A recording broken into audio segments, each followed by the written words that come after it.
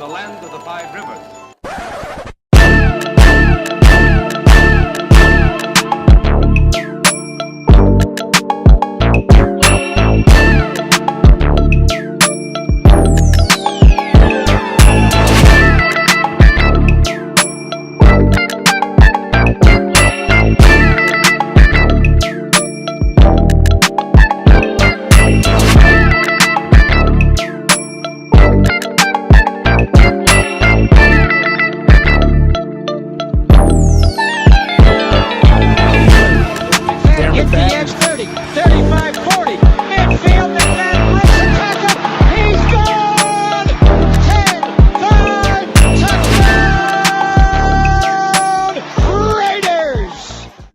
Years ago, when we came to Los Angeles, I really believed that the greatness of the Raiders would be in its future.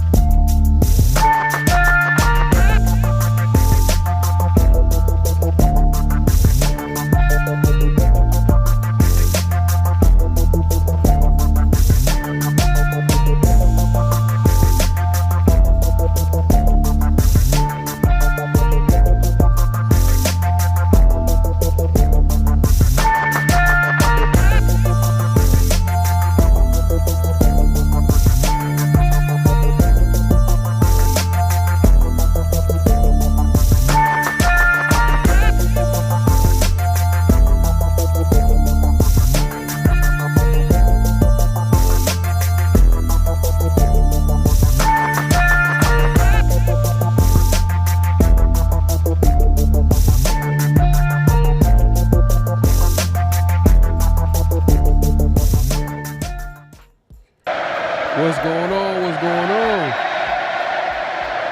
We are live. We are live. We are live, man, for a late night edition of the 50 and 50 show, man. As you can see, man, on the screen, man, my name's Pharaoh NFL. My guy, the Severe Raider, is in the building. Appreciate everybody coming through. We know it's late, but we got to get it in, man. We gotta keep coming with this content, you know. The Raiders, it's 365 days out the year, and it's literally, Raiders is pretty much all day, every day, man. They're gonna always have something to talk about. Especially recently, the NFL owners meeting took place, and AP was able to talk to the media. Tom Telesco was able to talk recently with the Raiders media. So we kind of got a little bit of idea of where their minds were at, especially with free agency and the draft, QB.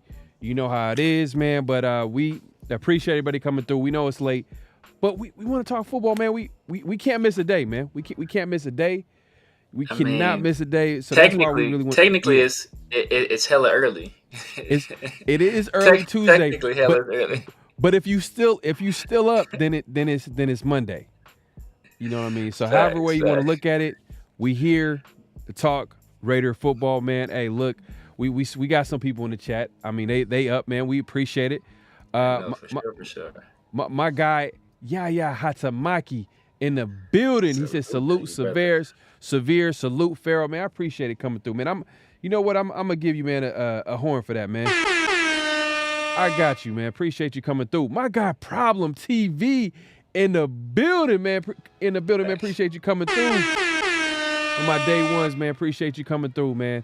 Oh, we got Ray Love in the building, man. Hey, look, they pulling up slowly but sure. They're like, what? But you know what? Hey, you know what? It's like I said, this is the late night. It's Tuesday. I get it. Castro, I get you. Ray Love, appreciate you coming through. I get it. I get it. But hey, look, man, I'm trying to be positive here, man. We made it work. We're here to talk football. And my guy, D Menace, man, he starts it off right, man. No, Raiders. I'm gonna give you one better. Better. And you know what? I'm gonna give you one better right here.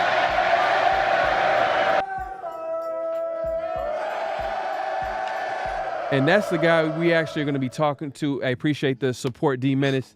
That is the guy that we're going to be talking about today. Antonio Pierce sat down with the media, not just Raiders media, but the beat writers, everybody that's in media that he was talking to, man. So look, we got Cool Kev pulling up, man. Hey, appreciate you coming through. So look, man, why don't we just not waste any time, man? We know GM Walt in the building. What's up, GM Walt? GM Walt is in the building, my guy Walt, man. Appreciate you coming through, man. Yeah, hey, we need to start. We know what we start doing is we should have it. We're gonna make it happen, man. A segment where we actually post, because there's some good comments after the show. So we're gonna make a comment of the week, some type of Walt, get off my lawn. for sure, OG, for sure. Problem TV, we gonna get into it. Trade up or bust. He's just announcing it right now. He's announcing it right now, man. Right. So let's not, like I said, let's not waste any time. Let's get into it, man. We know it's late. We know it's early for some people, but let's just get into it, man. Look, man. Hey, man. Like I said to start the show, man, GM Tom Telesco and Antonio Pierce had interviews recently. AP was at the owners' annual meeting, and obviously Tom Telesco talked to the Raiders media. Anything that, hey, look, I'm just going to y'all already know this already, but anything to do with the Raiders media, you really don't get too much. It's just going to be a lot of plain bagel answers. Yes. They're not going to really give you anything with substance. You might be able to read into it a little bit, but it was just like, this guy's a great player. We identified him. We got him. And now he's a Raider. Like them type of answers where we like, you're not really getting too much out of it. I felt like AP's interview, though, we got a little bit something out of it. And I don't know, if you want to speak on it, before I play this clip. Yeah, man. AP had a very, very interesting interview, man. But just because he seems to have changed his tone from earlier in the offseason. And I don't know if it's a situation where reality has started to set in, or if, Tom Telesco kind of pulled him to the side like, yo, bro, you giving up the game. All right, I'm out here trying to work. And, what you're saying out here is affecting my work. I don't know if it's a situation or if, AP is still doing his AP thing where he's still speaking facts. So, I mean, interesting. It's interesting, man. We'll see. Yeah, I mean, he addressed a lot of different things. He talked about Josh Jacobs being a guy that, he wasn't really happy that he left, but he understands that it was a business. You kind of can see that AP, we kind of know what AP is. He is, and then you've mentioned this in the past, like what you see is what you get. He's not going to, play around the bush when it comes to like what he's talking about and what he envisions the team to be. And he's kind of like a straightforward guy. Tom Telesco, I feel like, is kind of like the opposite of AP. He's kind of low key, a little bit more. He's more calculative, more experienced. The opposite of AP. AP doesn't really have a lot of head coaching experience and part of being in that that high position where you're building a team. So I feel like they kind of balance each other out. Like, to AP, he's aggressive. He's kind of like that, guy that's outspoken. But a guy like Telesco is kind of there to be like, you know what, hey, let's live to fight another day. And look, a bit of free agency is a little bit of AP and Tom Telesco. They were aggressive. They were aggressive by getting Christian Wilkins, but they're also calculative in, you know what, we're not gonna like Tom. When I say calculator, I'm talking about Tom Telesco. Yeah. We're not gonna bring back Josh Jacobs if it's past this number, and that's what happened. You know, Josh Jacobs went to a place where he felt like he was gonna get more money, which he did, because the Raiders didn't offer a matching contract. Even if it's a 1 year, year-to-year deal, it's still more than what the Raiders offered. Yeah, so that's facts. a little calculative. After they've addressed the backup quarterback position, D tackle, they kind of been quiet. There's been small moves here and there, but nothing where you could say like, oh man, like this is a great, this is an aggressive move. This is a big time contract. So I feel like that's a little bit of Tom Telesco. Yeah. And we'll see how the draft shakes out. Do we see Antonio Pierce super aggressive, or do we see a more calculative approach? Tom Telesco. We'll see. We shall see. Man. So man, let's get into the chat real quick. Let's get into the chat. My guy Ray Loves. Hey man, this guy, he's coming in starting off right, man. He says just run them likes up, y'all. Hey, make sure to clack in if you haven't already. Yes. Man, hit that notification bell. All that good stuff, Super man. Night Crew, man. It's a Super Night Crew today. Hey, the Night Crew is alive and well in the chat, man. If you are, man, make sure the late night. Hey, all eyes on Z. We call it the Night Crew over here, but late night gang sounds good too. But it's the Night Crew. Yes, sir, Y'all yes, over here holding it down, and I know J Dog's like, "What's going on?" He's having a message like, "What? You guys alive?" Hey, man. Hey, look, man. We had to pull up. Yeah. But yeah, make sure to hit that like button, subscribe if you haven't subscribed, hit that notification. We're going live on both our channels. So if you haven't subscribed to Severe, go over to Severe channel and subscribe and hit the like button, as well as mine. If you haven't subscribed to mine, head over, subscribe, hit that notification bell, like button, all that good stuff. Yes, sir. But yeah, man, I felt like, they were talking about like, AP had some interesting answers, and we'll get into a lot of them. But let's just move on to the next topic, which is, man, my guy, not just AP, but also the trade is back on. The trade is back on. What I mean by trade, I mean the top three. We heard some rumors. It could be smoke at the end of the day, but I think the Commanders and Patriots also wanted to get an idea of what they can get for number 3 before they make their decision, which is a small glimmer of hope for the Raiders if they want to trade up and get their franchise QB. But we've heard conflicting reports. We're hearing a little bit of, and let me get into. We'll get into that in a second. But we'll talk about Gerard Mayo, and I'll share this on the screen. Hold on one second. Let's get into it, man. Hold on 1 second. Let's see. Hold on. Appreciate y'all patience here. Yes, sir. Hashtag the Night Crew. Hey, hashtag the Night Crew, man. Appreciate y'all coming through. Make sure to clock in. Hit that like button. So as you can see on the screen, Gerard Mayo, and pretty much says that we're open to trading the pick. We're open to taking a guy there. But he also added, if a team offers a bag, they have to take the trade offer into consideration. So that being said, like, he's not really saying no to possibly trading down, and I respect you. That's what you're supposed to do. Keep your options open until the last second. Do you believe all this talk about, like, even, and I can bring up the Commanders as well. I think the Commanders also are taking trade calls on number 2 as well. So they're not. So number 2 and 3. Do you believe this talk? Yeah, I mean, I think every team, it would be negligent if they didn't do their due diligence on a trade, right? What if somebody wanted to offer you 8 first-round picks, but you're saying, oh, no, I'm not trading this pick no matter what. So you have to do your due diligence. I'm sure they're going to listen to offers, field offers, see if one that makes sense for them in terms of, hey, what kind of player are we passing up right now? How much faith do we have in this player developing into an all-pro player, especially if it's a player at the quarterback position, the most important position in all of pro sports. So if they feel they're passing up on a franchise quarterback, I'm sure it's going to take a lot more to sway them to move out of that position. But if they don't feel like they're passing on a guy that's a surefire franchise guy, then hey, you know what? If they can pick up some extra assets and just build the team and continue to build the team and hope to get a franchise quarterback at a later time, then I think that's something they'd have to consider. Yeah, no, most definitely. And I think they're just doing their due diligence. They're just trying to find out what the real value is before they make their decision. They still have to show up to. There's a couple of pro days this week. A few pro days this week. You got Caleb Williams and JJ McCarthy last week, but I believe Jaden Daniels and Drake May on Wednesday and Thursday. So we won't really know until it gets closer to the draft, and we will have a good feel of like, okay, if this is a possibility or not. But and also there were reports about the Cardinals also be opening the trading down as well. So and they're picking number 4. So you got number 4.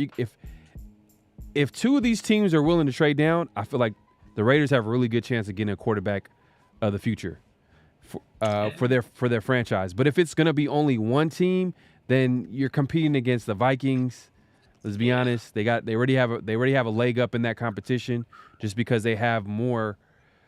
For right now, they have a first round pick this year, 2 first round picks this year, which they can easily offer next year's first round pick if they really wanted to get that pick in the top 3 or top 4. But yeah, man. So this is all the smoke that we heard over the weekend as far as like the trade ups possibility, and yeah, man. And another thing that I caught. This is still smoke season. It hasn't gone away, but this hasn't gone away. Early on, everybody was talking about this is smoke. This is not true, and what this is.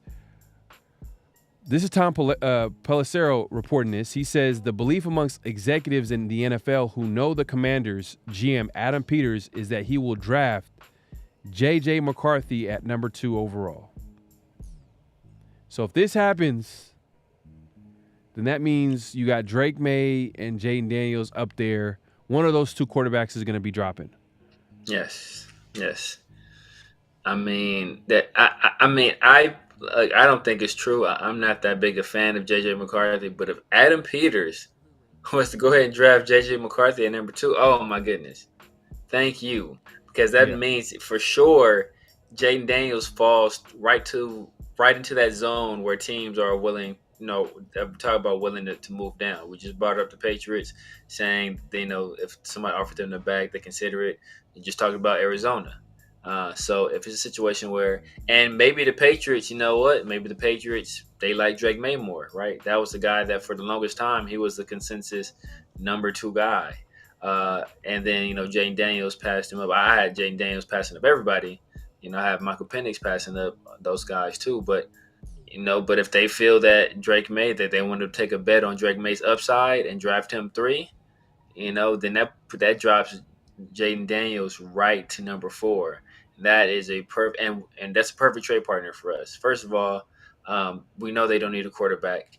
They can still get, if they still want to target a wide receiver, they can still get a very good wide receiver at 13. And then the Cardinals are a team that we've had multiple trades with in the past.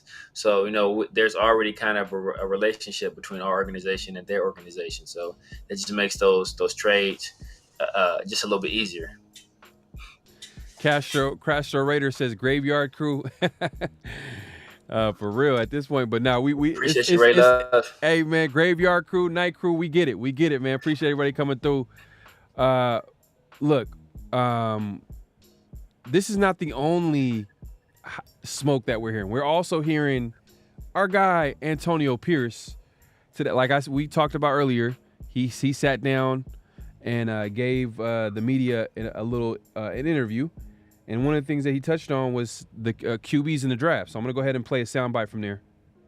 Realistically, looking at the top 3 teams, like it's possible all those teams could take quarterbacks. There are some other guys that could be available later. What do you think about kind of that next group of guys, like a J.J. McCarthy, Michael Penix, Bo Nix type of prospect? Yeah, I wouldn't even put them in the next group of guys because there's some people that probably see them as number 2 or 3. We don't know everybody's board. I think it's a very talented group. I mean, we interviewed most of those guys at the Combine. Had great conversations with him. J.J. McCarthy, you're talking about a national champion, a winner. So I don't know how he's not in the top 3, if you want to be honest. Realistically, looking at the top 3 teams, like it's possible all those teams could take quarterbacks. There are some other guys that could be. So you pretty much heard Antonio Pierce talk about J.J. McCarthy being a top 3 QB. He's a winner. You know what I mean? Champion. How can he not be in the top 3? But it's funny though, like, and this is maybe Tom Telesco's in AP's ear. He's like, man, that was too much talking you did. You need to calm down. The league is listening. They're paying attention to what, what's coming out of, the Raiders building, and you're part of the Raiders building, and you're over here talking about Jaden Daniels, a quarterback that we like, that you like, and you're kind of blowing up the spot. Do you think that's AP kind of trying to maybe moonwalk and try to bring back some of the things that he was saying earlier in the offseason? Now he's kind of like trying to maybe not show his hand? Yeah, man, I definitely think that, man. I think that it was earlier in the year, all he would talk about was Jaden Daniels. Essentially, everybody knew he wanted Jaden Daniels. It was clear he wanted Jaden Daniels. And now that everybody knows that, I think, they're going to kind of extract maximum amount of capital out of us as they can. So I think if he kind of pivots, that does two things. Hopefully a team that wants JJ McCarthy, says, hey, let's say JJ McCarthy falls and he's on his way to falling toward 13, right? Let's say we don't trade up and JJ McCarthy starts to fall and he's at pick 11 or pick 12. Maybe a team behind us is like, oh damn, well, we know the Raiders, they're high on JJ McCarthy. Antonio Pierce has him as a top 3 quarterback. If we want him, we gotta move in front of those guys to get him.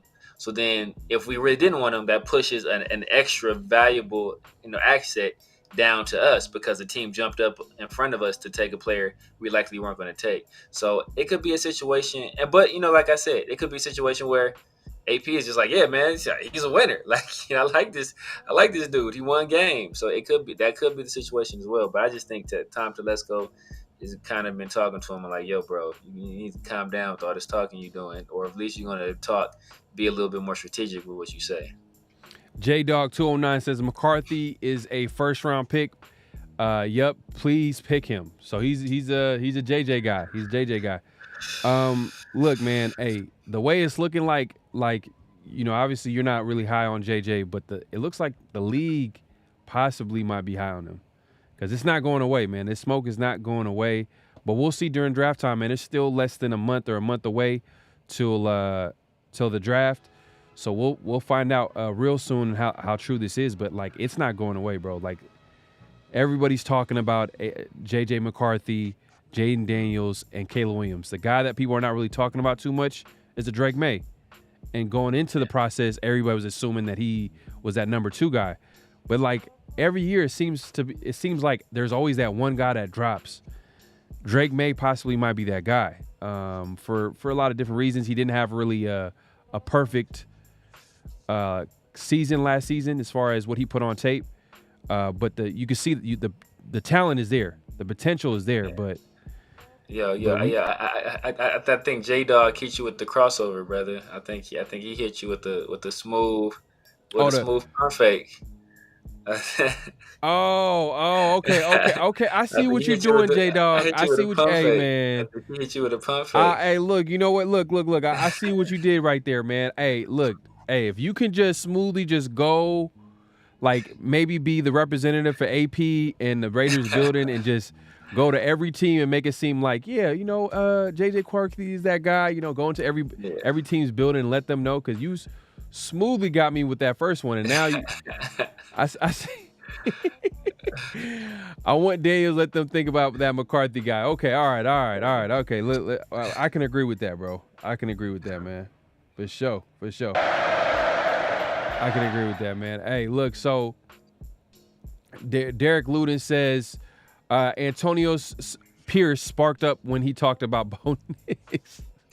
Bro, I'm not a look. There's 2 quarterbacks in this draft that people are high on that I do not like. JJ McCarthy is one of them. Bo Nix is the other one. But I actually have more faith in Bo Nix being a player than I do JJ McCarthy, just because I've seen Bo Nix. His ability to process a little bit better, make better decisions. The only thing about Bo Nix is that 899 of Bo Nix's yards were on passes that were completed behind the line of scrimmage, bro. That is a lot of yards on passes completed behind the line of scrimmage. He rarely went down the field. So I know we all complained about, Jimmy G being the dink and dunk guy.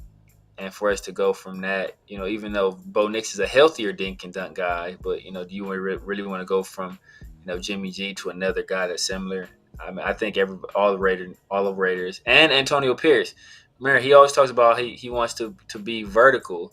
Like Bo Nix is not the cornerback that's going to go vertical for you, right? If you want to go vertical, there's two guys, namely, that'll do it. JJ McCarthy not a guy that's going to do it either, to be honest with you. And maybe he can develop into it, but I think he's had like 4 career games where he's thrown more than 230 yards. So I mean.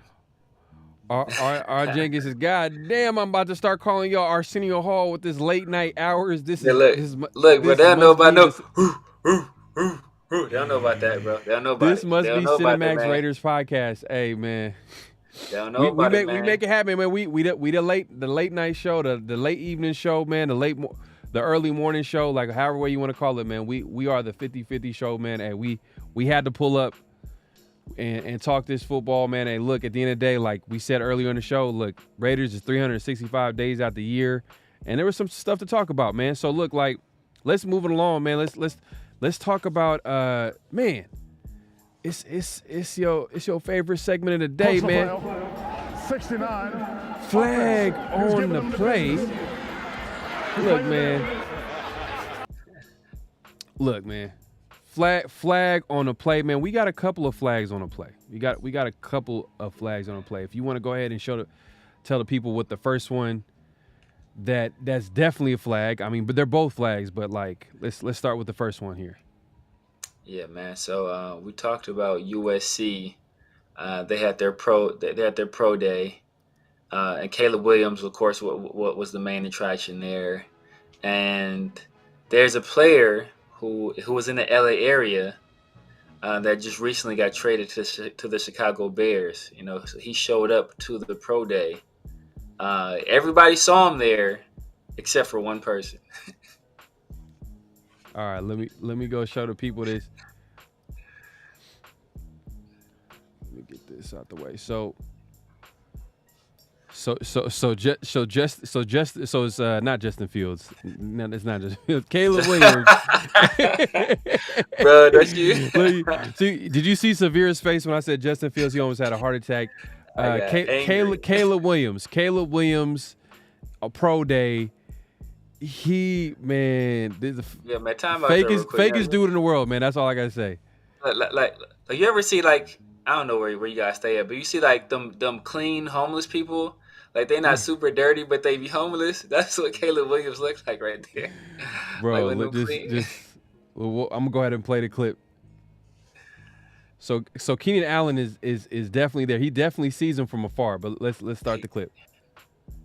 So he sees him. He sees his ass. He try to look at. He's going out his way to look at the other side. And this is how this wasn't real. He was like, "Oh, I can't believe you're here." Man.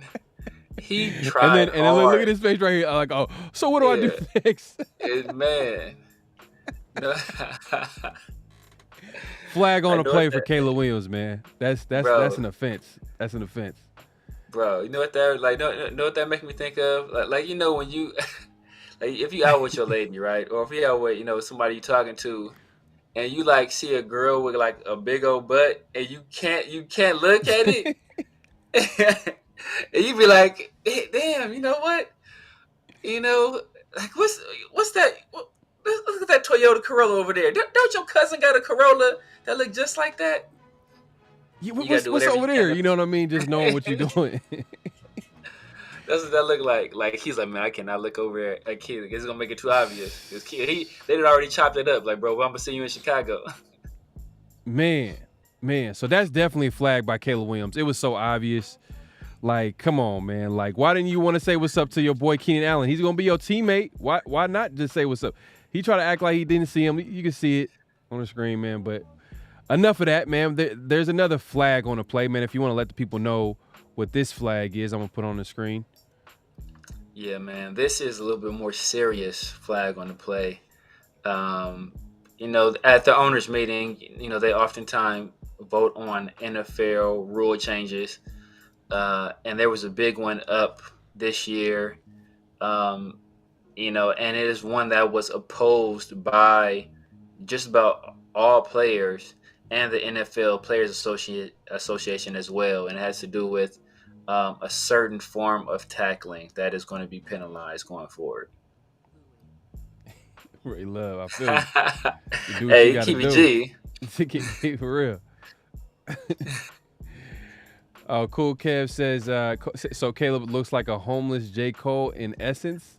Oh man, look, J. Cole has definitely been in the news lately. I'm sure. Anybody that listen to hip hop, they know what's going on. Yeah, man. We gotta respond for sure, man. He gotta respond. But Raider Nation 510 says Joe Milton III pro day coming soon. Okay, we'll see.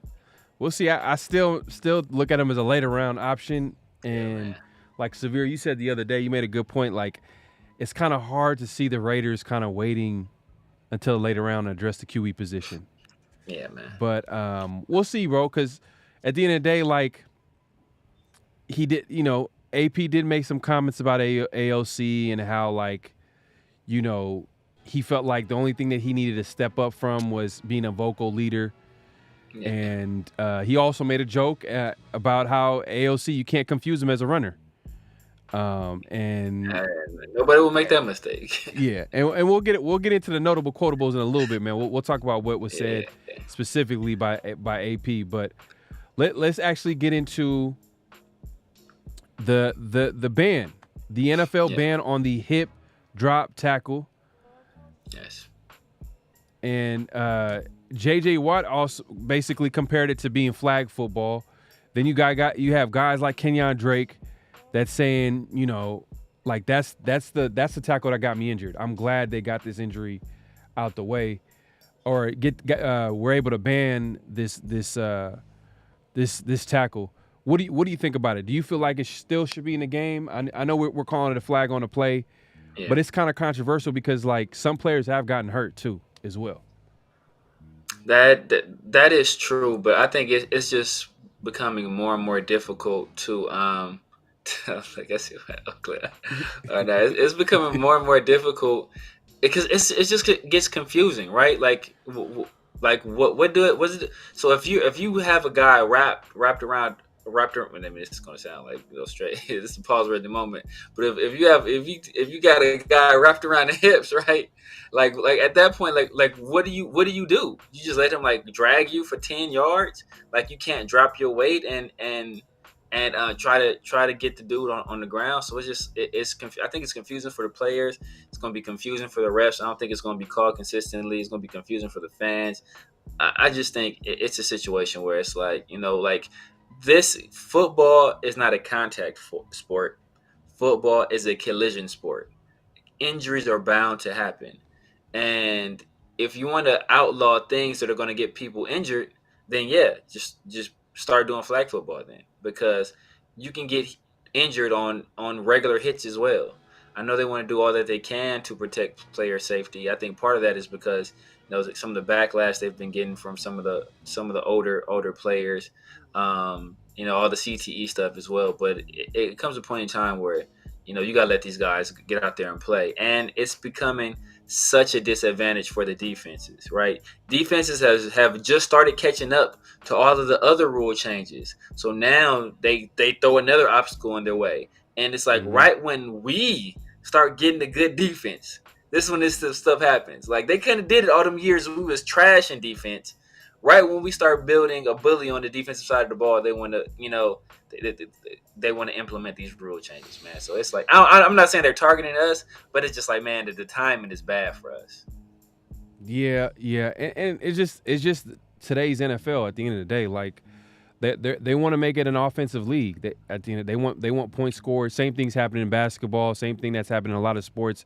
They want scores. They want one more offensive game because that's easier on the eyes for the casual fan. But obviously, if you watch the game, you watch it for a while, you like defense. You can appreciate good defense. Obviously, last year we appreciated a good defense because guess what? We haven't had it in a long time. So that's a good point. Like the timing of it is kind of terrible for the Raiders, but at the end of the day, you got to be able to like figure out a way to go around the rules. And the Raiders, if they're a good defense, they're gonna figure it out. They're gonna figure it out. Facts. I mean, it's gonna be adjustments gonna be made. But one of the things I'm scared of is that since guys can't, since they can't like do like wrap up anymore, I think that you're gonna have a lot of guys that are gonna actually like tackle guys in their legs. And I think that can be a situation where instead of grabbing them on their hips and bringing them down, they're just tackling them at their legs. And I think that can even cause more injuries. Yeah, man. Hold on 1 second. I gotta. This is That's it. Hey, y'all got to go. No tolerance. Yeah, man. And by the way, hey, shout out to everybody that's coming through. Make sure to hit that like button, subscribe if you haven't subscribed. And I made an announcement the last live. Make sure to hit us up on IG for a potentially be a mod on the channel. Get that special wrench. We need the support. The channel is growing. We see everybody in the chat, man. It's late night right now. And we seen the type of people that's pulling up, but some people ain't part of this squad over here, the night crew. So we gonna get them out of here real quick. So easy. Let's see here. How do I do this real quick? Okay, boom. That was simple. I just think, and look, and the thing that makes this so egregious is that the Players Association, right? These are the people who represent the players. Like the Players Association, who represents the interests of the players, said no, like we don't want this rule, and they were essentially overruled by the owners. So the owners want to keep their players in like bubble wrap per se, right? They want to protect their investment, which I understand. You paying these guys money. You want these guys to be on the field, but at the same time, you also want to put a good product on the field. And we're getting to a point where, especially like a guy like Walt, right? Like the game looks totally different from the brand of football that he saw, back when he started watching the game to what it is now, right? I'm sure it's like night and day. It's damn near, it's damn near. I'm sure it's damn near flag football compared to what he saw back then. So, and then they're just going to keep pushing these boundaries more and more. And it's like, where does the game go if you keep doing this? And it's, I don't think nobody, no fans were calling like, oh man, like you gotta get that out the game. Like, nobody saw that tackle and like, man, you got to stop that. Like nobody, even the Players Association didn't say you should get it out of the game. So it's just the owners, like being overprotective, in my opinion. And I think they're starting to overstep their bounds. To be honest with you, the defense has low key kind of been catching up to the offense. Facts. Scoring is down, so they're trying to figure out a way where they can score more points. You know what interesting rule that I'm not sure if they voted on, and it was a proposal by a couple of teams, and I brought it up to you before. It was that rule where instead of kicking a onside kick, you had an option of kicking an onside kick or going for it on 4th and 20. And I thought that was actually that's dope. Like that would have been dope, man. That would have been games would be way more competitive. I like those types of rule changes, those types of adjustments to the game because it makes things more interesting, more exciting. But when you try to make certain rules where you kind of like, it's obvious that you want the other team to score more points. That's why you're making this rule. It's not really, but there is a compelling argument with guys like Kenyon Drake is bringing it up and saying that, hey man, that's the tackle that I got hurt from, and they're glad that tackle's out the way, or that rule change. Kenyon Drake owes us money, but like I don't want to hear nothing from Kenyon Drake, bro. You stole from us, bro. So but look But imagine this though, right? Imagine it's late in the game, right? And the team is down 2 points, right? and it's basically they have no hope at the end of the game, and then they get to doing the lateral stuff, right? They're doing the laterals, the guy lateral to another guy, then the guy starts to break away, and then the guy gets hip drop tackled, and that's an extra 15 yards from where they're at, and an automatic first down. It's like I can already see this having a very, very drastic effect at the end of a game, where a guy is trying to break a tackle, or it's a scramble situation and somebody's trying to get a ball carrier down on the ground, and they're doing whatever they can to get the guy down on the ground or keep the guy in bounds, keep a guy from going out of bounds on a tackle, and then they get penalized 15 yards. Man, I think it's gonna be a bad look, man.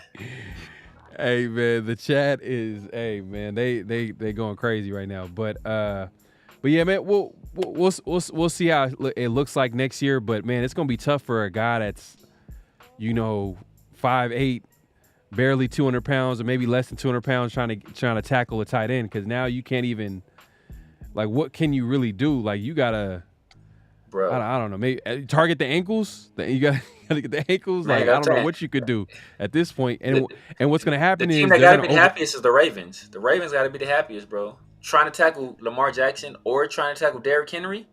Yeah. And another thing too as well, like what happens sometimes when they make these like drastic rule changes, the players overcompensate and they target a different part of the player's body, and it might lead to more injuries. So like, I don't know, they have to go back to the drawing board and try to figure out if they can make a better rule and better adjustment. But at this point, like, usually when the NFL changes the rule, they don't go back. It is what it is. Rarely. But but it was another rule. I mean, it was that 4th and 20 rule you talking about. But there's another rule they made that was a modification to the kickoff. I think Fossil, our old special teams coach, Bones. Mm-hmm. Kim and some other guy have proposed it. I forgot how it went, but it changed like how you kicked off. Like, nobody can move until like the kicker actually kicked the ball, and it was weird when I was reading it, but it sounded like it would have been a good rule, and it would be something that would bring the kickoff back into the game, because right now, like, essentially there's rarely any kickoff attempts. Everybody just kicks it out of bounds, or they just let the ball go out of bounds. So I think it was this rule that would have put the kickoffs back in play, but I don't remember exactly how they did it. Yeah, I'm not sure if they voted on it. I'm not sure if they voted on it yet. It might be that I've seen some reports about it, but I'm not sure if what I'm talking about, though, right? Yeah. Like, it was something to do with special teams. Adjusting the kickoff and like where you can kick it off. Like, there's like certain areas that you can return it from. You have to return it from. So it kind of keeps things interesting. But I'm not gonna lie, I like that rule adjustment, man. If a team has just scored or is about to kick off, they have an option from doing an onside kick or a 4th and 20. I like that, bro. That's dope.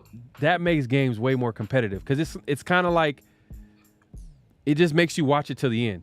Makes you watch it to the end. I don't know why they shouldn't even do that. Someone says, Dre, you said you can't hear? Hey, let us know if you can hear, man. I'm not seeing any issues on my end. Let me know if you guys can hear. Okay, Ray Love said you can hear. All right, Dre, you cool? All right, appreciate it. All right. Let's see. J-Dog says Drake is an extra soft running back. I think the best play that he had. His name is Drake. Hey, man. Hey, look, man. Severe with another one. But yeah, I think, what was the best play that Drake ever even had with the Raiders? I think it was probably that touchdown pass that he caught from Carr. Denver. Was it the one in Denver? That might have been the biggest, best play that he's ever had. I don't think he's had a bigger. He didn't have a long, even though he was known as a speedy kind of back coming out of college. And with the Cardinals, he didn't really have a big run as far as touchdown. At all. But, and it was crazy that Gruden brought him on, and he didn't start even getting no PT until Gruden got fired, or he was forced to resign. You should say that again? I said Gruden is the one that brought him on and signed him, but he really didn't get no run until Gruden got fired. Like, that's when he started having his best games, after Gruden was gone. Yeah, and the thing is, they paid him the way that, like, they paid him a lot to be like, I don't know what their plan was. They probably thought that, you know, he was going to be this dynamic number 2 running back, but they never. Yeah, you're right. They never really utilized him at all. So like that was kind of strange. He should have got a contract that we gave to Madison, you know, because Zamir is the guy that's already on the team, just like Josh Jacobs is the guy that they drafted. Maybe it was kind of like a backup. Maybe they were like, you know what, we got to get this running back because like what they probably didn't. I think Baltimore was one of the teams that was linked to Josh Jacobs in the draft. Maybe they felt like they couldn't get him, but hold on one second. But yeah, man, hey, that pass was like what he did. That pass was like what he did in Miami. Yeah. Oh, he didn't do too much out there. Gruden overpaid, and Drake left his game in Arizona. Facts. But yeah, man, let's get back into it, man. Look, we got through flag on the play, man. So let's get into the notable quotables. And I'm gonna go ahead and pull this up real quick. The notable quotables, and you guys can guess. You guys can guess where some of the notable quotables came from today. They came from today from Antonio Pierce. Yeah. You know, he said a lot. We couldn't cover everything all in one at the beginning of the show, but he did say a couple of things that kind of caught our attention. And one of the things, I'm going to go ahead and play this real quick so everybody can hear. Let me go ahead and play this real quick. Give me 1 second.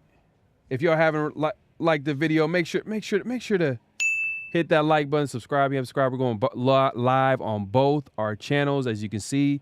The Severe Raider on the screen. I'll also Pharaoh NFL. If you haven't subscribed, go ahead and subscribe and hit that notification bell and like the video. You got something to say, Severe? No, I was saying make sure they subscribe. Clock in. Yes, sir. Make sure you got clock in, man. And make sure to clock in. Clock in if you haven't already. All right, so let's get into it, man. So look, what I thought was interesting was how AP saw an incoming QB developing on their team, and the beat writer, I think it was Paul Gutierrez. I think he asked him, like, you know, about what he envisioned, how a quarterback would come to this team, would he start him right away, and I thought it was an interesting answer. You were saying the best quarterback for you is who will play. How do you developing rookie quarterbacks is always a challenge. How do you see that helping a guy to evolve into a league? Is rushing him, is playing him quickly, rushing him? You need to get the mistakes out of the way? How do you kind of view that? Yeah, I think it all depends on the quarterback we get and who that guy is. I mean, do you want to throw him to the fire? No. I don't think that's been the best way. I played with a guy like Eli Manning. First pick overall, didn't play until like week 8 or 9, his rookie season. Didn't become a starter until year 2. So 1,000 ways to skin a cat. We'll do what's best for the player and ourselves going forward, and we'll really just let it play out. I can't really answer that question now. Yeah. Antonio, what did you think of Jordan Love? You caught him. So he kind of implied, like, hey, the guy doesn't necessarily have to come in and play right away. So they're not going to force the issue. So if you start thinking about it, like, there's certain quarterbacks that can possibly fit in that, you know, mold. Like a guy coming in, it could be, as much as you don't like this, a JJ McCarthy, where people are talking about, well, he needs more time. Maybe AP and the guys in the building, they might like him, but they're okay with him kind of riding the bench and having AOC and Minshew kind of fight it out and be the starters for like a year. That could be a possibility. Or the Raiders, you know, take the best player available at 13 or trade back, get more picks, get your guy Penix maybe later on in the draft, later on in the first round or second round. You know, that's a possibility as well. But what do you think of the comments by AP? I mean, I think you have to look at what he said. You don't want to throw a guy into the fire. When I think of that, I think you don't want to throw a guy into a bad situation. I don't think a rookie quarterback starting on this football team is necessarily a bad situation, especially if we, you know, kind of make some upgrades to the right side of our line, whether that be through guys that we currently have already or somebody we pick up, you know, early in the draft or later in the draft. I think we already have good running back. We have a who we think is going to be a very good tight end. We have a top 5 receiver in the league. We probably have a top 7-ish number 2 receiver in the league. So I think, us starting a rookie is not throwing him to the fire. I think that's just, getting him playing time early, especially if he earns that job in camp. Because you look at how the coach said straight early on, as soon as they drafted Anthony Richardson, like we're starting him. He is going to start because he's a rookie and he needs reps. So I think that's how you get better. You don't want to, put them out there where they're going to be taking a bunch of hits and then they start to develop bad habits. But you also want to make sure they're out there actually learning, why the bullets are flying, because that's when most of the growth happens. Perfect example, which is ironic because that's the guy they talked about next. We look at Jordan Love, right? Jordan Love set for 3 years. In that first half of the season, he was garbage. Even after spending all that time sitting and watching, one of the greatest quarterbacks of all time play. It wasn't until he actually started getting those reps. And then later on in the year, he was, I think the last half of the season, he was the best quarterback in the league by the numbers. So I think, at some point, these guys have to play. They have to see what NFL speed, taking an NFL hit, what NFL windows look like from that quarterback position. Yeah, and I think AP is just trying to I think he's trying to throw everybody off too as well, but then also kind of let us know that they like a guy like Minshew. They like what he brings to the table. They like the mentality. You heard AP today talk about the type of people they want to bring in the building and how that's his responsibility. And here's a little bit of a quote that I posted. If y'all take a look at the screen in a second, you see he said, "I'm the guardian at the gate. I'm not letting any evil into that building." So this kind of answers why a guy like Wilson didn't get on the team. Because early on I was talking about how Wilson should be an option for the Raiders just because how cheap he is. It's a win-win. He got the experience. But AP early on, he said it time and time again, how whoever comes into the building, whether it's a coach or a player, has to be a Raider. They have to fit a mold. They have to fit into the building. And he identified certain players that we probably wanted them to pick up, but that didn't happen because they weren't guys that necessarily fit in the building. So I think a guy like Justin Fields. She said Justin Fields. Hey, he didn't fit. They didn't make that trade. But a guy like Russell Wilson, we talked about that before, and this kind of answers why he wasn't a Raider. They weren't big on him, and they were bigger. They were bigger on Minshew than they were Russell Wilson. Look at the contract. Look at the contract that Minshew got, which was crazy. Yes, sir. Yeah. So, but yeah, man. So AP wasn't done yet. AP sounded like somebody pastor. He sounded like now they know he went to this building. AP wasn't done yet. AP was asked about what type of QB that he hated to go against, the type of play style, and this is him talking about the type of QB that he hated to play against. What kind of quarterback did you absolutely hate facing? Damn runner, Michael Vick. That was Vick, McNabb, all those guys, because it's 11 on 11. I like the Tom Brady's, the Peyton Manning's of the world. Sit there, you throw that marker down, he's still there. But when that marker started moving and now I'm in coverage, do I come out? Do I stay with my guy in zone coverage? Do I turn my back, go plaster as we call it, find the nearest receiver?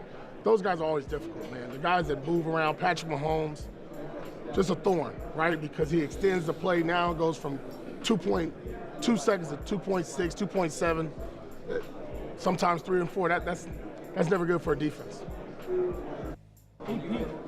Bro, hey, man, he's kind of he's saying one thing, but then this right here, I really believe him. I think he wants a guy that can run at that position. He talked about AC, saying they really like him at the end of the day, but he also in the same interview that he had today, he mentioned how at the end of the day, we're not. He laughed too about it. He said we're not going to confuse AOC as a runner. It's not something that we expect him to do.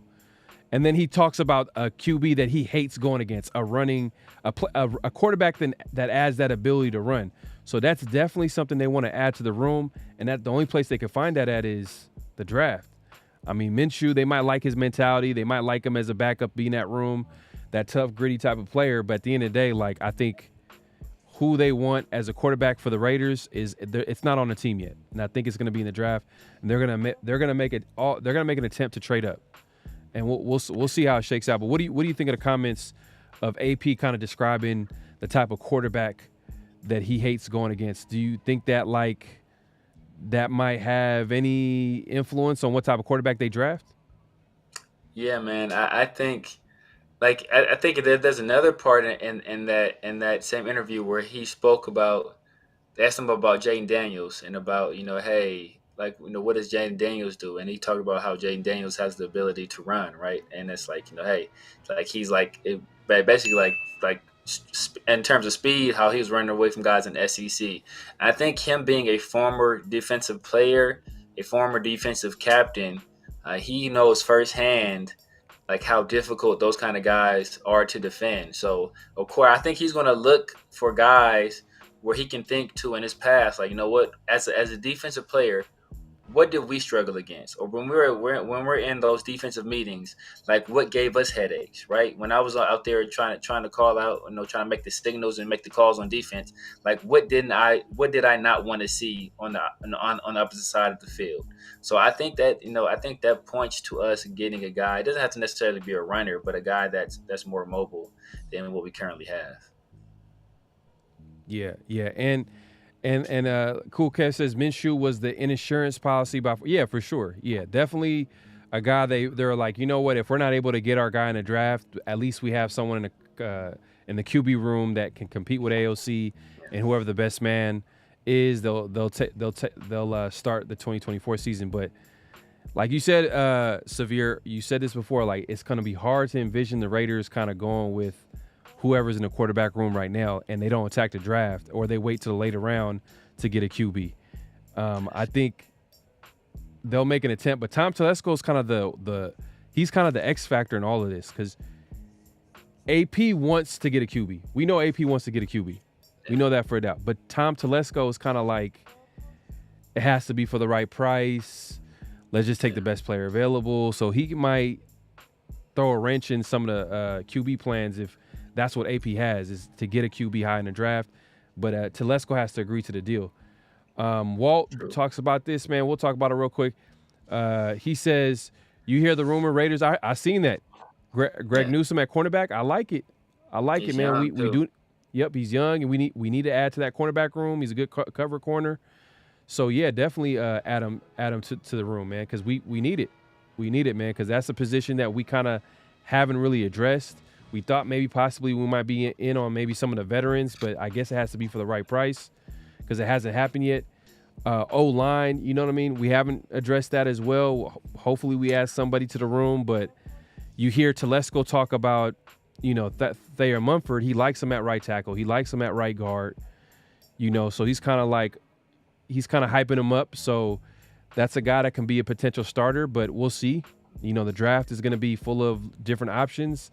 I think they definitely need to attack the O-line in the draft. Man, if they can keep most of their picks, hopefully second round, maybe we target somebody, and maybe the first round.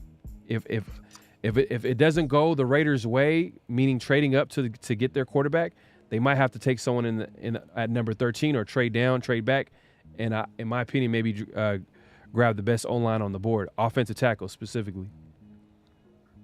Yeah, the thing about Telesco is that even though he hasn't traded up really that I can think of. Oh no, wait a minute. I think he traded up for somebody. I can't remember who he moved up for.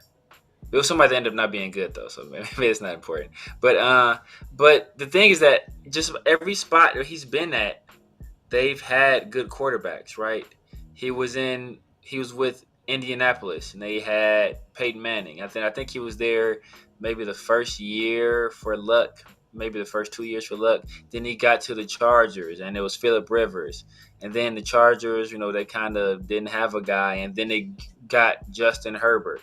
So I think every stop he's been at, he's had a good quarterback. So I think he knows the importance of having that number one guy at that most important position. So I think that he will do whatever. I think he'll do what's necessary if he's sold on a guy being the franchise quarterback. Yeah, and the one thing I like about Telesco is that he's had experience being around some good QBs. So he knows what it looks like, and he's coming from a team, the Chargers, who drafted Justin Herbert. We all know the league kind of respects him and his talent. He was able to identify that quarterback. That's something that he's proven. He's been in the same building as Andrew Luck. He's been in the same room as Phillip Rivers and some other good QBs.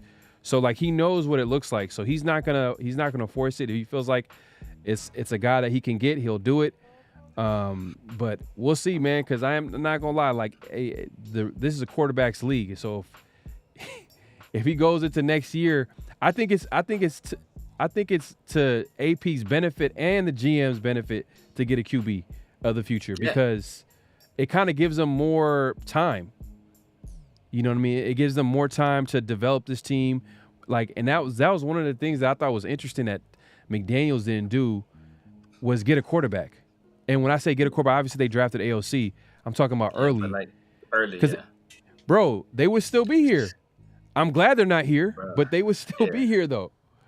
But I said in the past, I don't care who our coach was, as long as we winning, bro. If we get CJ Stroud throwing to Devontae and Jacoby Myers, imagine that. Oh my goodness. Yeah. But Kevin says. Yeah, go ahead. And I'm about to say, man, it is what it is. We have what we have now. We've been dealt the hand that we've been dealt, and we kind of got to make the best of it. Yeah, and Kevin says Russell Wilson. Let me put it back on the screen. He said Russell Wilson still has got game, just not using it. I do believe though, he is in a better system. I didn't think he fit in that Sean Payton system where he had to dink and dunk his way to get to where he needed to go. I don't think that's Russell Wilson's game. He likes to throw it deep. He likes to chuck it deep. He has a good arm. He's accurate downfield. He likes to buy time. He may not be the same player, but I feel like that fits his offense a little bit better. Run the ball, like what Seattle was doing back in the day with beast mode. Run the ball over there. Steelers like to run the ball. That's always been in their DNA. And you got a guy like Arthur Smith, offensive coordinator. That's the type of system that he runs. He likes to run the ball, play action, and they'll take calculated shots. And I think that's like Russell Wilson's game. But we'll see. We'll see how it shakes out, man. Russell Wilson's not the same player that he was in his prime, and he's 35 years old. He's not as fast as he used to be. Them hits kind of catch up to you, I feel like, especially with these types of quarterbacks. If you haven't really transitioned to that cerebral type of quarterback, these types of quarterback where they use their physical talents to separate themselves, to make plays, they age a little bit faster. Because we seen Michael Vick, we seen Michael Vick a little bit older. He wasn't the same Michael Vick that we're used to seeing, Yeah. Michael Vick did time to pen too, though, so that's a little bit different. Yeah, bro. Yeah, he did. He did time to pen. Yeah, I'm not gonna lie, and because I'm not gonna lie, if you stay away from football for more than a year, I think that's almost like a death sentence almost. Yeah, man. Bro, because if you just think about the players that think about, all right, you brought up Michael Vick, right? Away from the game, came back, but he's so talented, he was able to come in and look productive with Andy Reid when he was with the Eagles. He looked good, man. Andy Reid's just a genius, though. Andy Reid's just a genius. Oh yeah, he's a genius. He's an offensive genius. I hate to admit it because he's a chief at the end of the day. Yeah. But you gotta give him a little bit of respect, man. Like, he's one of the best coaches, if not the best coach in the game. But yeah, look, what's dude that that got suspended for the weed? Melvin Gordon? No, not Melvin Gordon. I think it was Josh Gordon. Josh Gordon. There you go, Josh Gordon. Josh Gordon. Yeah. He got suspended. comes back, man. The dude was having 200-yard, 4 straight 200-yard games? He was killing. He was killing with Cleveland. Killing. I think he got in trouble with that stuff at Baylor too, though, bro. So it's like, and then our boy who never did he ever play a game for it? No, he played some regular season games for us. Alden Smith. Didn't he get that dude couldn't stay? You said Alvin Smith? Alden Smith? Alden Smith. Yeah. You said Alden? Yeah. Same dude. Same dude. He never played for us. That's all I know. No, Alden Smith, bro, that he had issues, bro. Like that dude had a really real life, like he was doing the same thing over and over again. Bro. You know, at the end of the day, like he was supposed to be a dog, man. He should have been one of them ones, bro. He was though, bro. He was. He was one of them ones, man. He just, man, I just remember that clip where one of the last time, I think this is when right after this situation, the Raiders end up cutting him. And he got into like a DUI situation, and then they released him out of San Francisco. I'm gonna send you the clip. I don't even want to play it on the screen, but when he got out the jail, he looked so lost, bro. Like it looked sad, bro. It was so sad. He looked like they were talking to him, and then like he walked away and he had like no shoes on. I was like, damn, what's going on, bro? Like he got some demons, man. You got some demons for sure. Hey man, so somebody put it in the chat, man. But Deshaun Watson, the same thing, man. Exactly. Deshaun Watson was the top 7-ish QB, and then now, bro, he's just, maybe he needs some massages to, maybe that was the key. Maybe the key to Deshaun Watson's game was massages, bro, and they took that away from him, man, and that's crazy. That's how competitive football is, bro. Like if a player doesn't play like 1 year, even Calvin Ridley, like he was on the up and up. He still got paid. Don't get me wrong, he got paid. He's still talented. I'm not saying, but even a Calvin Ridley, he wasn't as good as he was when he was with the Falcons. So, you can tell because if he was, then the Jaguars would definitely keep him. They would pay him if he was that guy that they felt like he was. And he wanted to go back to the Jaguars, but they weren't willing to pay. And he ended up going to the Titans, which the Titans, that's a whole different conversation, but they're kind of going all in with this rookie QB on a rookie deal. Like who they got? They got Calvin Ridley. They got the receiver they drafted a few years ago that a lot of people like coming out. Damn, what was my guy's name? Damn. Anybody in the chat, man? It's late night, early morning. Damn. He's a big dude. He's like he replaced AJ Brown. He's kind of the same. Yeah, they drafted him to replace AJ Brown. Same kind of. He's the same kind of player though. What's my guy's name? And they got old boy too. That they got in the offseason last offseason from the Cardinals, wide receiver. Hopkins, DeAndre Hopkins. Oh, DeAndre Hopkins. Oh yeah, he's still over there. Is it Berkman? Is it Traylon Burks? Traylon Burks, man. Man, see, made it happen. But Traylon, they building something over there, man. They building something. Or Trelon Burks. I mean, Trelon Burks? No, it's Traylon. this dude. Trelon. Man, Bosco says they took Deshaun's happy ending. Bro, facts, man. Somebody said, hey, they said, watch his hand come free lotion. That's hilarious. Not Tajay Spears. Y'all saying Tajay Spears. Not the running back. We were talking about the receiver. We're talking about the receiver core. But Spears, is part of that. He's that up and up running back. I think they got Pollard from the Cowboys. So they're kind of putting pieces on that offense. They're going all in. And that's what the Raiders are trying to do. They're trying to get a quarterback on a rookie deal. And then the next few years, they can really put a talented team together. But the key is to get that quarterback. Right now, I don't think it's in the building. Just let's keep it real. But let's actually move it along, man. Hey, man, what's real and what's not? Let's talk about it. Let's talk about these what's real and what's not.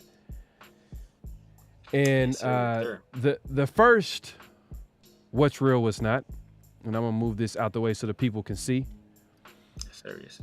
The Raiders will rush more yards with the committee than the previous 2 years.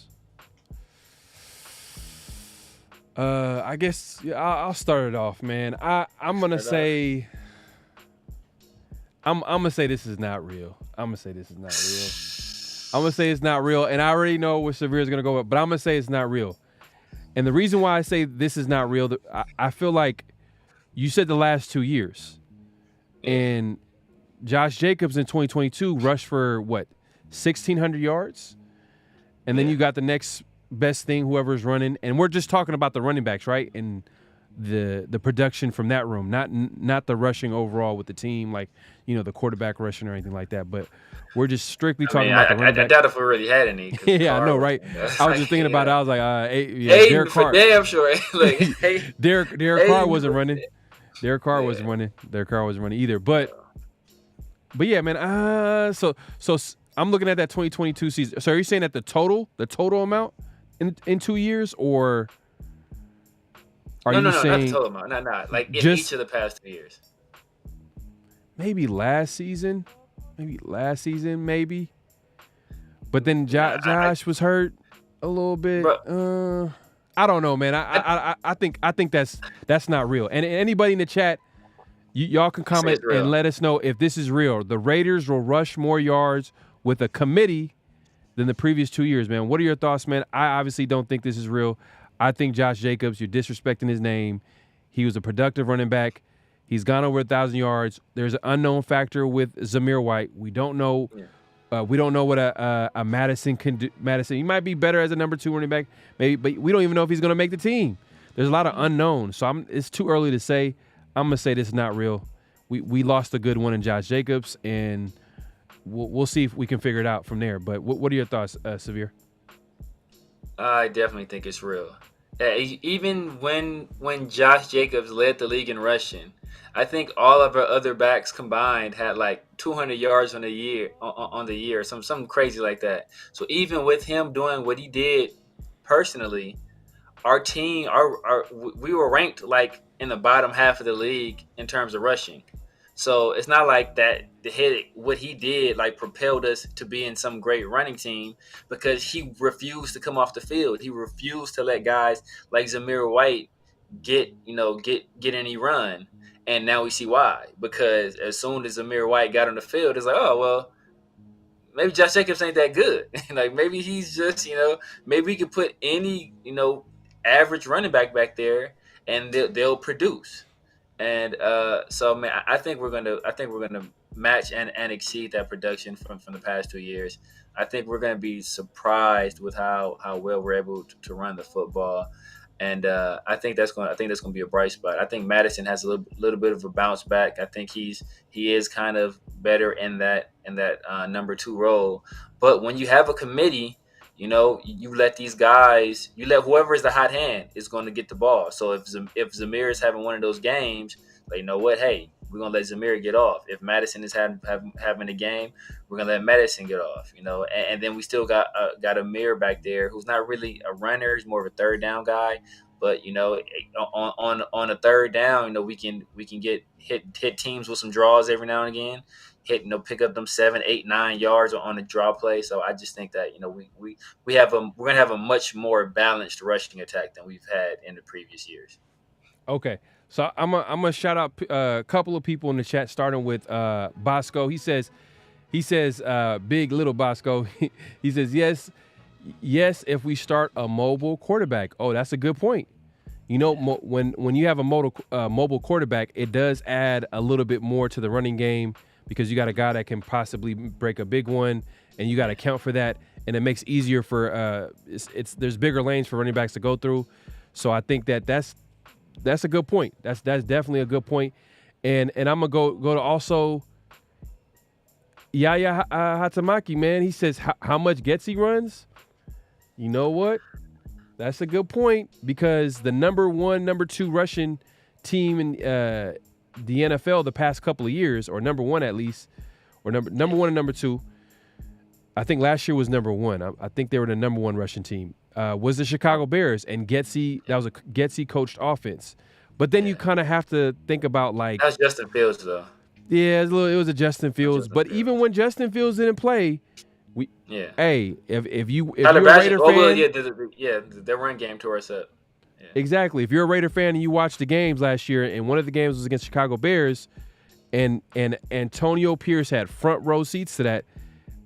You know, Getsy drew up a game plan with an undrafted free agent, and it was run the ball, and the Raiders couldn't do nothing to stop it. So, you guys make good points, but it's kind of hard. It's a lot of unknown who's going to be running the ball next year. Zamir White is going to be a featured back. That's a big difference from going from a guy that's coming off the bench. We don't know what's going to happen. So we'll see how it shakes out. We got some Zamir White fans here. Sig says White is a beast. That O-line needs fixing seriously, or no one's touching anything near 1,500. Yep, facts. 100%. We need to get a right tackle, some material online. That's another concern there too. The online, man, because Josh, you know, at times made that online look a lot better than it did. You know, last year you could maybe point to Josh Jacobs not being the same guy, but in that 2022 season, he uplifted that online, man. He uplifted that online. Down the stretch, Josh Jacobs didn't do anything. But I don't want any guy getting 1,500 yards. I think if we have anybody that gets 1,500 yards, then that was kind of a failure of a season. You want like 3 or 4 guys around like the 700-800 yard mark. You know, that's ideal. If you get, you know, a guy, your leading rusher should be about 1,000. Maybe your second rusher in the 600 to 700 range. That's when you're in that sweet spot. Yeah. Furbo Football says, is this James Furbo? Usually you come in the chat saying Raiders, but look, he says maybe just similar names. Last year, O-line wasn't good in the run game at all. JJ made up for it somewhat. You're talking about the 2022 season. I think you can make a real good claim. Look, if a damn show wasn't last, if a damn show was last year. If a damn show was last year. Our O-line ain't perfect. We do get a little bit overpowered in the run game. We had some guys get, you know, beat. So hopefully they're able to, you know, maybe make some moves in the draft, maybe draft a couple of guys in the mid rounds, offensive guards. If they can get a tackle early too, that would be a big benefit, add to the room. Man, O-line is, you know, it's not the sexiest pick, but O-line it's the foundation, bro. You cannot do anything without upgrading the trenches. The D-line is set. The D-line, man, I feel good about our D-line next year. O-line is a question mark. Hopefully that's going to be addressed in the draft. Cool Kaz, Jacobs came in rusty and couldn't recover. Now he's under pressure to prove himself again to see that $48 million. Maybe that's the best way for him to make that money. Maybe he needs that pressure because he did rush for his a career best, led the league in rushing over 1,600 yards in 2022. Mm-hmm. So the Packers, man, knew what they're doing. Edgar Bonilla also talks about Getsy runs an outside zone, and Abdullah is the only one that runs outside. You write it's a lot of unknown, bro. You know what I mean? Britton Brown, does he even have an NFL carry? I know he's played in the preseason. Nah, just preseason. I don't think any of those other guys do. I don't think Britton Brown does. I don't think Sincere does. I don't think Andrew Walter does either. Or not Andrew Walter. What's it? Something Walter. Yeah. No, I'm thinking about the quarterback, but something Walter. I forget his name. But Walter. Oh, yeah. It's running back. Yeah, the running back Walter. It's not Andrew Walter. That was the guy we should have just started. You took it all the way, Andrew Walter. All the way back. That's the guy we should have started instead of drafting Jamarcus Russell. Man, those are the dark ages, man. Andrew Walter at quarterback, man, that was... I would have rather have Andrew Walter throwing to Calvin Johnson than Jamarcus Russell throwing to whoever the hell we got, Lewis Murphy and some nonsense. Like, I don't... Man, especially because what we got out of Jamarcus Russell was nothing. We didn't get anything. Yeah, yeah, man, that's a whole different conversation for another day. But let's move it along, man. The next, what's real and what's not. As you can see it on the screen, the Raiders will rush. Oh no, we already touched on this, man. My bad. AOC will beat any rookie QB that we draft, not named Caleb Williams or Jane Daniels. AOC will beat any rookie QB that we draft, not named Caleb Williams or Jane Daniels. Is this real or is it not? I'm gonna let you take it. Oh, that is definitely not real. That is definitely not real, bro.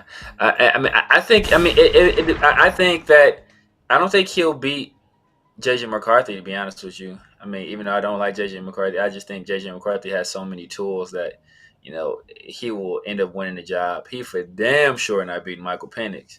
I mean, Michael Penix beating that man out the gate.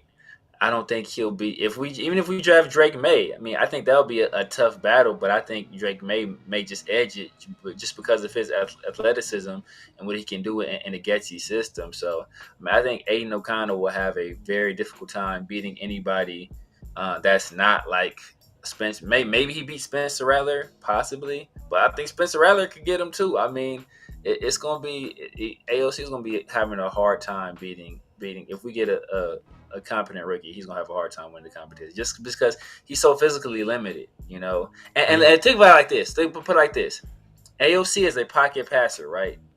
Like that's what he is, right? So I mean, he has to be able to deliver the ball accurately, right? Mm-hmm. He had Devontae Adams, right? Devontae Adams is a top 5 receiver in the league, right? Top 3, probably, right? He had Jacoby Myers, right? Jacoby Myers is one of the best number 2 wide receivers in the league, right? Yep. Having all of that at his disposal, he was only a 62% passer. That is terrible. This is the one thing you have to be good at, and you weren't that good at it.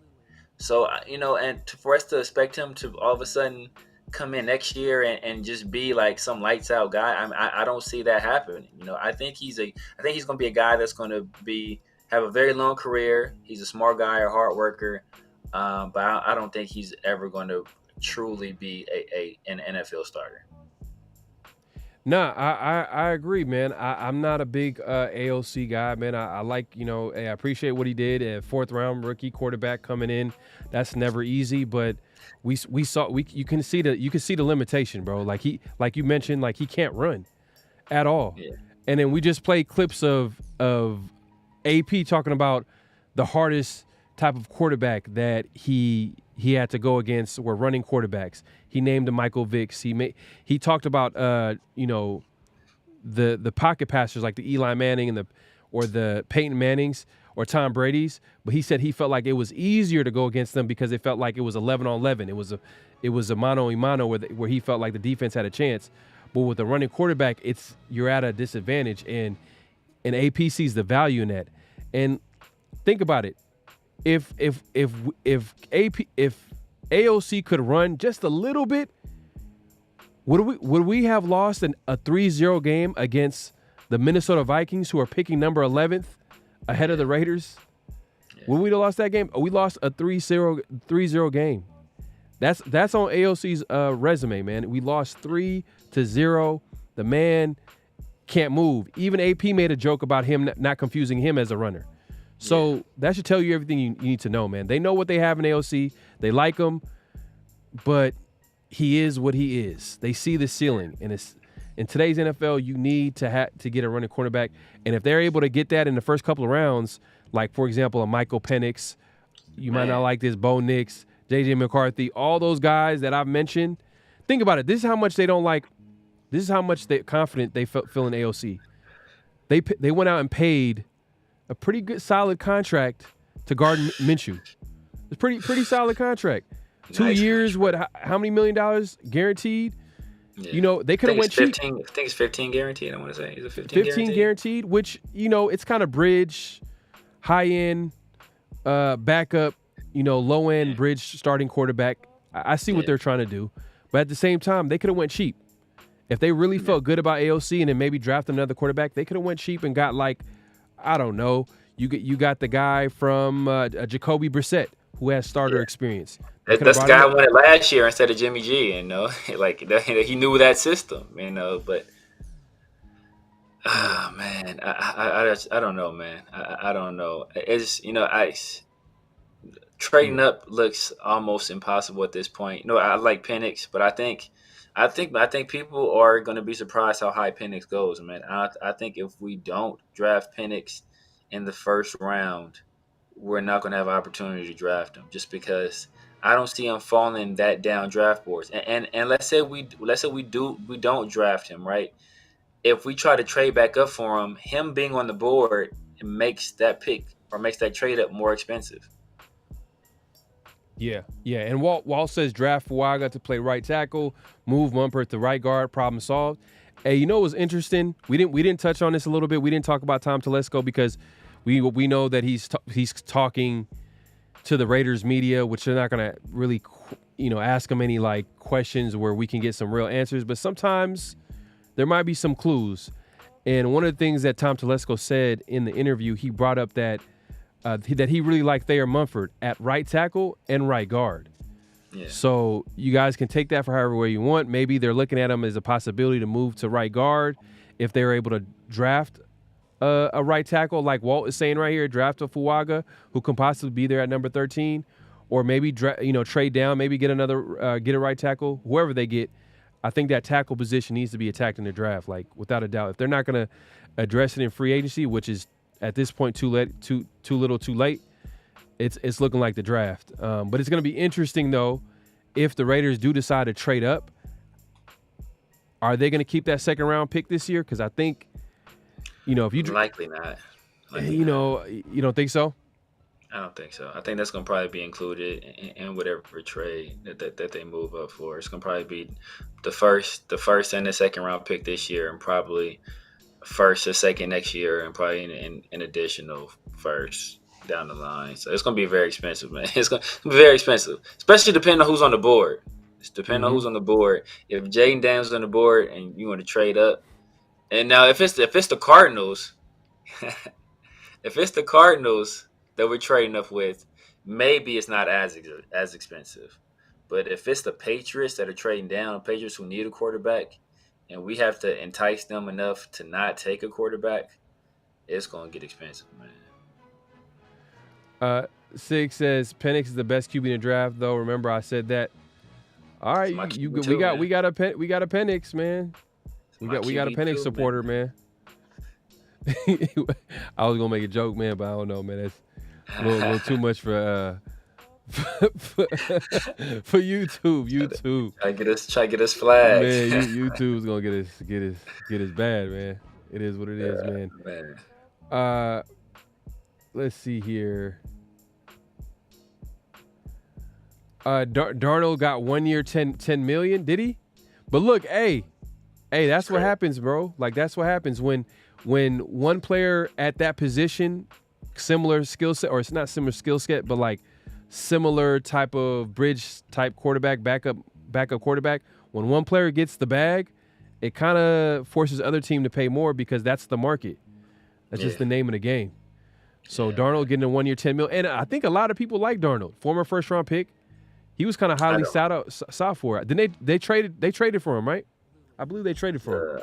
But the Vikings? Oh, the Vikings? I don't believe so. I'm pretty sure he's a free agent. Did they sign him to a contract, or did they trade for him? I think they signed him to a contract. I want to say they signed him to a contract because he was with the Was he with the Panthers last year? No. He was with the 49ers. He was the 49ers. Oh yeah. He was the backup in the 49ers. Yeah. But he was with the Panthers the year before that, I want to say. Sam Darnold, dude ain't no good. Like even oh boy, even Kyle Shanahan let him get up out the building, right? So it's like that should tell you something. Yeah.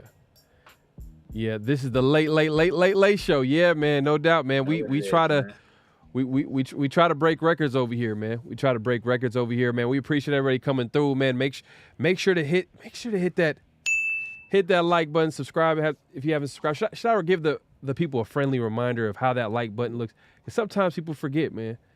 We're going live on both our channels, like you see it on the screen right here. We got The Severe Raider, Pharaoh NFL. If you haven't subscribed to any of those channels, man, make sure to subscribe, hit the notification bell. And I'm just gonna give y'all a friendly reminder, man, of how that like button. Clock in. I keep forgetting to say this, man. Make sure to clock in, man. Clock in. If you're on the way out, make sure to clock out and hit that like button. Subscribe if you haven't subscribed, hit that notification bell. All that good stuff. That's how the like button looks, man. Hey, Severe is gonna be all right, even though he's getting attacked by so many thumbs. Yeah, man. It's all good. It's all good. Severe will be all right. Appreciate everybody coming through, man. But But let me hit up the chat real quick. Give me just a second, Severe. Hold on 1 second. Walt says Mumford played right guard in his last year at Ohio State. Ooh, okay. That's a nice little fun fact right there. So you can see the Raiders kind of looking at like players' skill set, their background. So that's a nice little fact right there.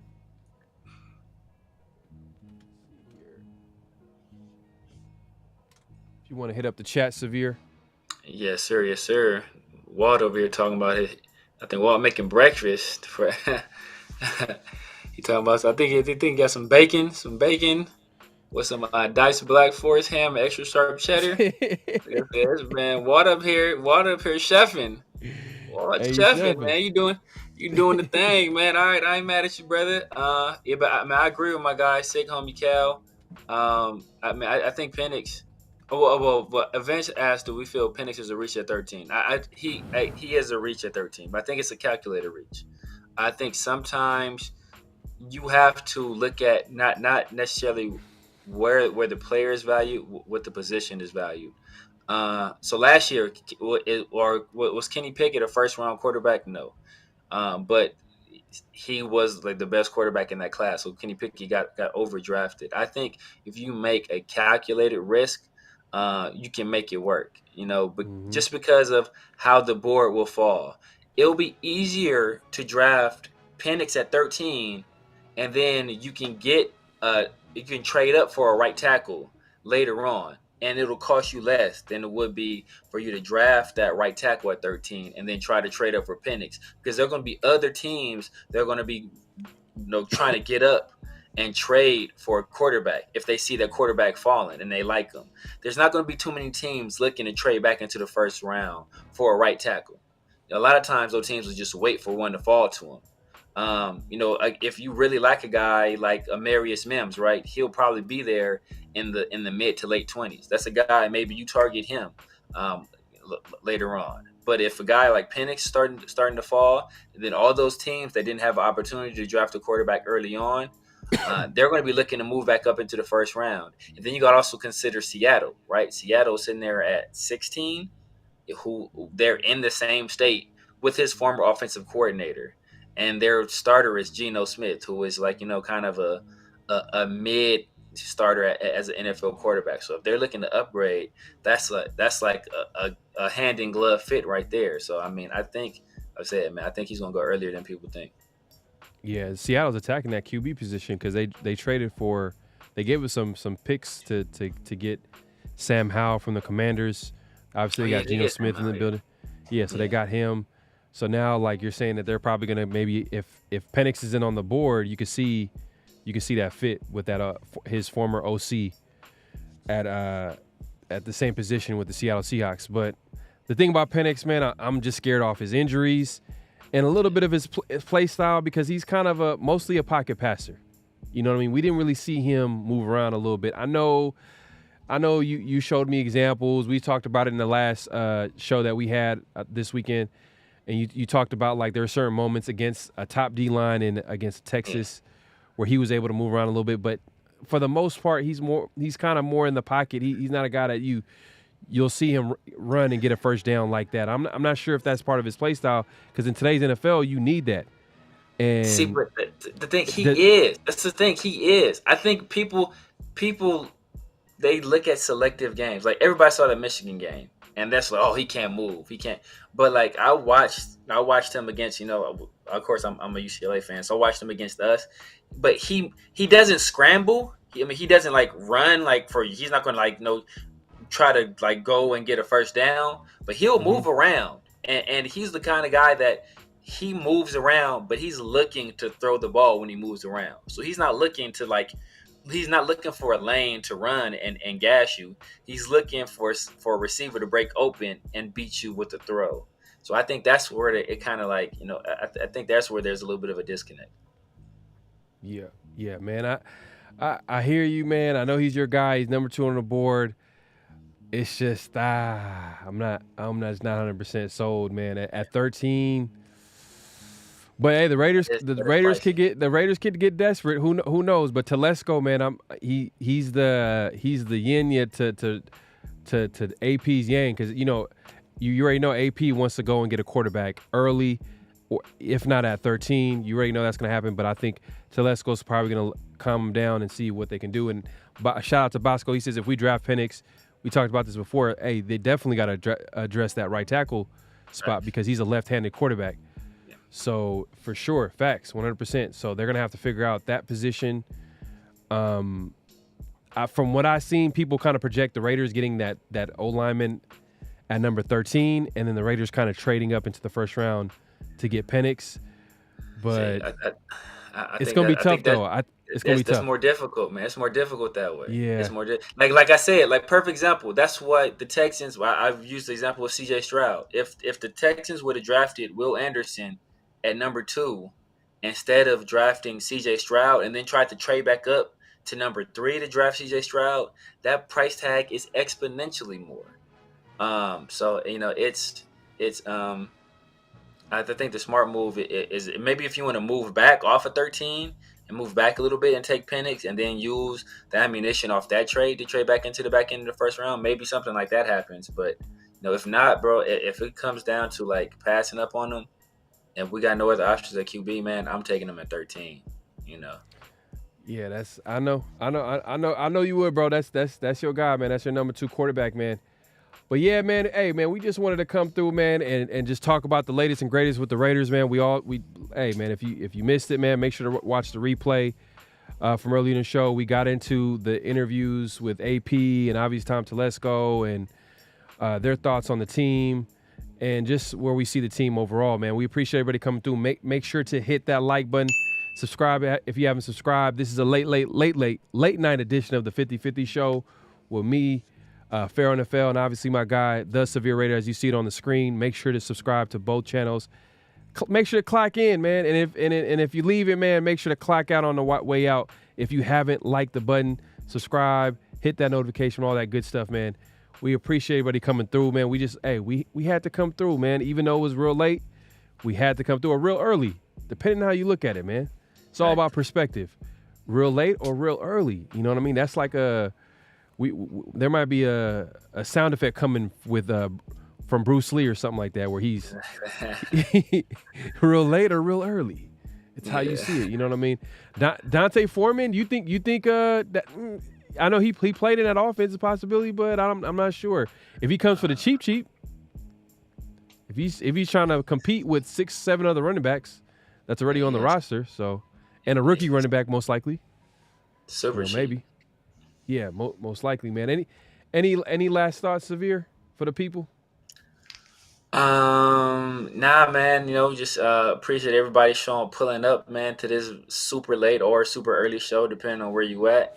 I think this is probably like I don't know where Yaya is at, man. This might be one of the only shows that's like at a decent time for him. I'm not sure. I'm not sure what country he's in right now. God, but, yeah. I'm not sure what country he's in right now. Hey, yeah, let us know, man. Is it real early? Is it real early or real late? Where you at? I was like, man, it's in the middle of the afternoon for me. Oh, that's a beautiful Sunday afternoon. But yeah, man, I appreciate everybody pulling up, man. Be on the lookout. We got some more stuff cooking up for you guys, man. A lot more content coming, man. So appreciate. Oh, y'all. Most definitely, man. Y'all gonna love like the stuff that's gonna be coming up, man. Just be on the lookout. Also. We got a big collab coming up, man. We got Big Mike.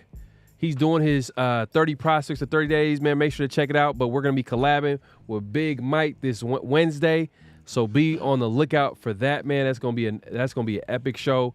And hey, don't worry, man. It's not gonna be this late or this early. It's gonna be just right at 8. Was it 8 p.m.? I think 8 p.m. Is that where we going? 8 p.m. on Wednesday. Be on the lookout for that. And we're also going to have some people that we're going to be interviewing and talking to. So check that out as well. It's going to be some good stuff, man, coming up, man. So be on the lookout for that. But what you got, Severe? No, nothing. Oh, man, he says it's yeah, bro, it's 2:21 p.m. Yeah, I told you, bro. This is man, this is perfect time for him, bro. Yeah, bro, it's 2:21 p.m. Hey, man, look, hey, this one, hey, shout out to Yaya, man. This show's for Yaya, man. Look, it's 2:21 p.m. He always comes through, so it's usually pretty late or super early for him when we go live usually. during our time. But yeah, man, we appreciate everybody coming through. Like I said, make sure to clock out on the way out, man. Hit that like button, subscribe, hit that notification, hit that notification bell. Till next time. All right, y'all. Peace. Great Pharaoh, the gift of Troy is a fabulous fabric from the land of the 5 rivers.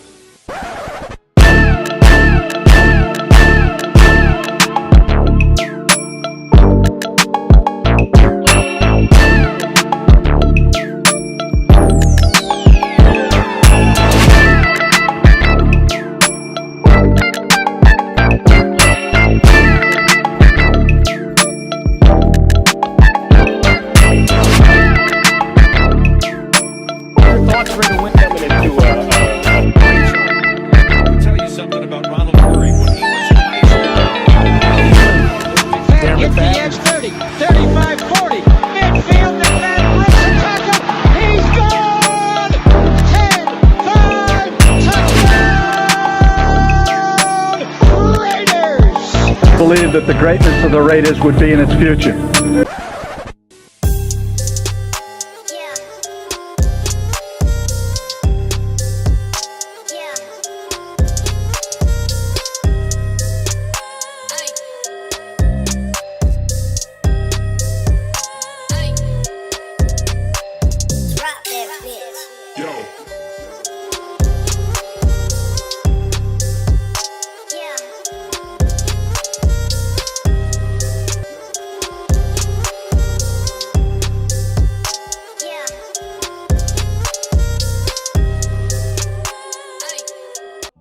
Just win, baby. Hello? You play to win the game. You don't play to just play it.